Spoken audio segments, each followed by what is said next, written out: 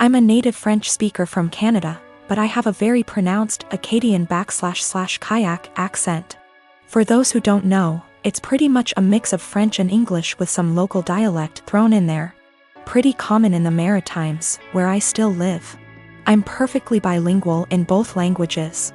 I started dating my boyfriend, who only speaks English, about 4 years ago and spent a lot of time with his family. They've all been really great, except for one of his aunts.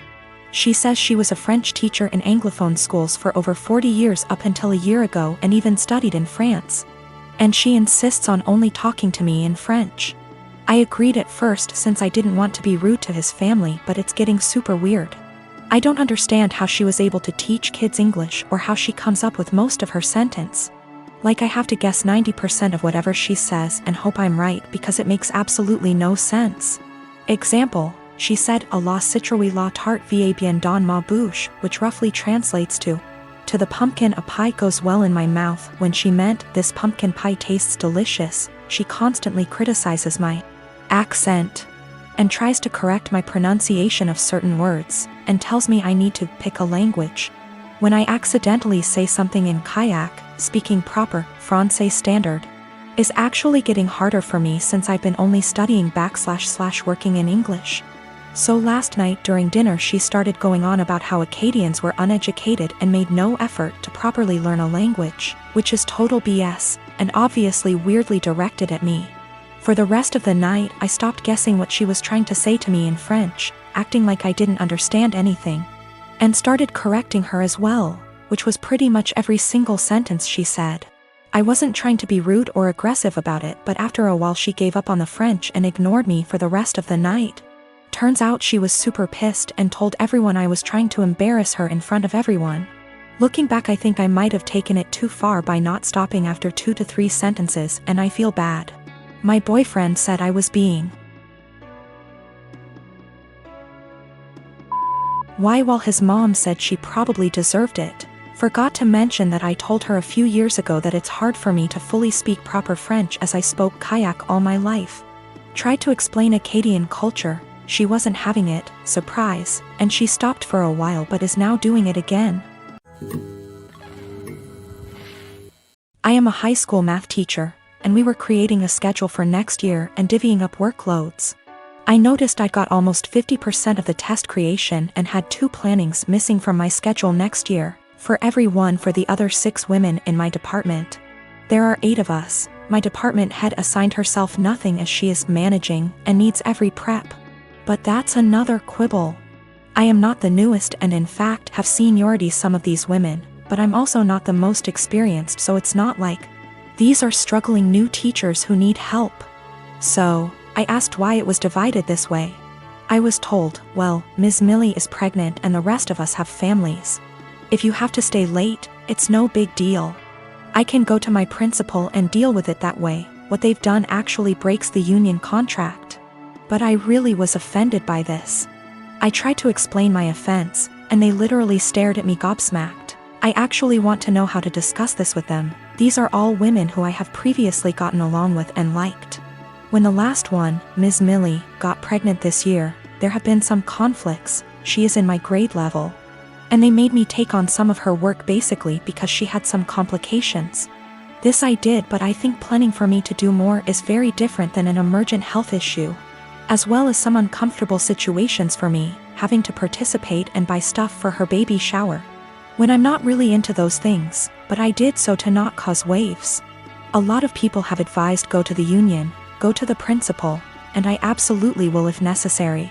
I want to be clear, I'm not worried at all that I'll be forced to work this schedule, but these are my colleagues. Many have been working with me 5+ years, and we have lots of meetings and times together, where it's helpful to get along. So I do try to get along, like the baby shower thing, and be a good work friend and colleague. I just want a better way to communicate myself than I had today.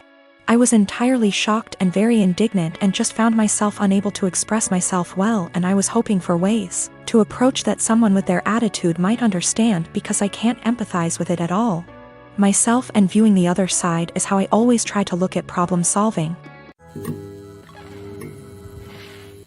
It's a complex situation, but I'll do my best to explain.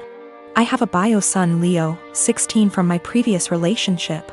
I married his stepmom, who is a mother of 2 boys, Connor, 20, deceased, and Derek, 12.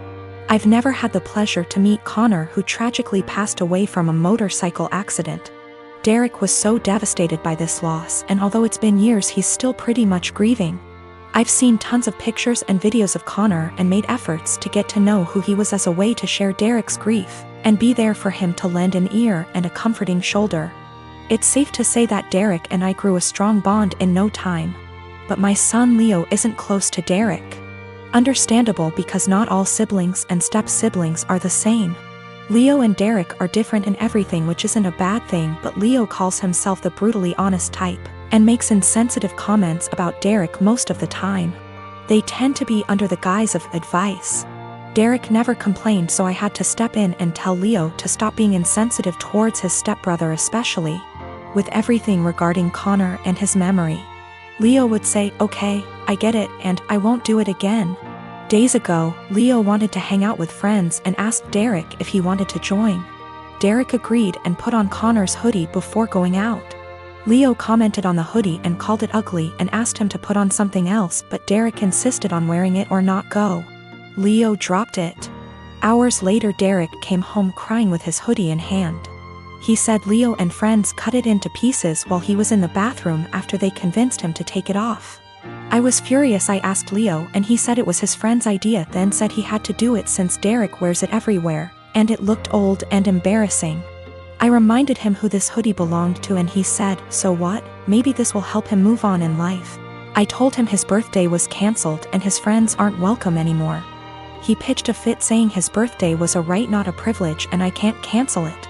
He had my ex criticize my decision and wanted to host his birthday party, but I refused because he's grounded, so no party anywhere. She and her family called me awful and ridiculous and asked me to think how Leo will hate me for this, but I insisted he needed punishment for putting his stepbrother through this. I live in an apartment on the ground floor of a house that was converted to apartments.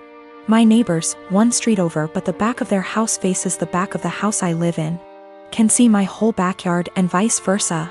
My apartment has a whole wall of windows that are on the back of the house. It's gorgeous and is a big reason I picked the place. I love keeping plants and it let in a lot of light. Looking out, there is the neighbor's backyard, which is large and comes up close to my place. The property line is maybe 10 or 15 feet from my windows.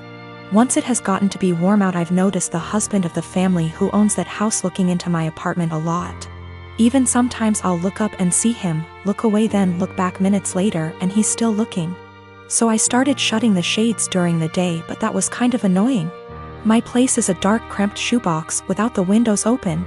And I can't do that for too long because the plants were struggling without light, so I bought these window coverings that make windows into one-way mirrors. During the day when it is light out, my windows look just like mirrors now. From the inside it looks pretty much the same. The windows look tinted slightly darker, but that's it. From the outside you can't see in at all. It looks exactly like mirrors. The section of windows it's applied to is about 8 feet high and 20 feet wide. After a week of the window coverings being up, both of the parents from the neighbor's house came to my door and wanted to talk to me. The wife was complaining about the windows for a lot of reasons. 1, they were ugly too. It was uncomfortable, especially for the teens and their friends, to have a huge mirror adjacent to the swimming pool. It's at a time that they feel insecure about looks and they have lost interest in hanging out by the pool. 3, in the afternoon and evening, it was reflecting a lot of extra sunlight into their backyard. They couldn't enjoy eating dinner on the back porch with the sun in their eyes.